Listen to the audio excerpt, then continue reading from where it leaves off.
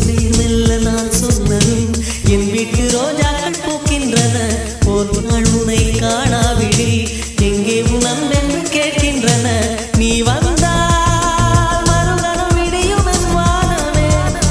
மழையில் நீ நனைகையில் எனக்கு காய்ச்சல் வரும். வெயிலில் நீ நடக்கையில் எனக்கு வேலை வரும். உடல்கள் தான் ரெண்டு, உணர்வுகள் ஒன்று. ரோஜா ரோஜா ரோஜா ரோஜா